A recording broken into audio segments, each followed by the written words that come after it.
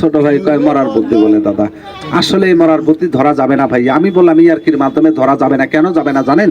এটা কাউকে খাতির করবে না, আপনার কামাক কাউকে খাতির করবে না, যিনি নবী সাহেবকে খাতির করে নাই। আপনি আমি আর কাছে কিছুই না বড় ভাই। আর ওই যে সাপুরিয়ার বুদ্ধি শুনে তাবিজ নিয়ে সাপ ধরবে যায়েন না, তাহলে মরার ফান গলায় নেওয়া হবে। যেটা সত্য কথা ওইটাই বললাম, সাপ কোনোদিন তাবিজ মানবে না। এই যে আরেকটা দেখেন, এইটার নাম বলা হয় কাকরি আলাপ, এইটার কালারটা একটু দেখেন। আর এই যে এইটার নাম বলা হয় মাসু আলাপ। বাইর হতো একটু, বাইর হ। এই যে এইটার নাম বলা হয় মাসু আলাপ। বান্ধন দিলে, কামড় দিলে আপনাকে বান্ধন দেওয়ার সময় দিবে না।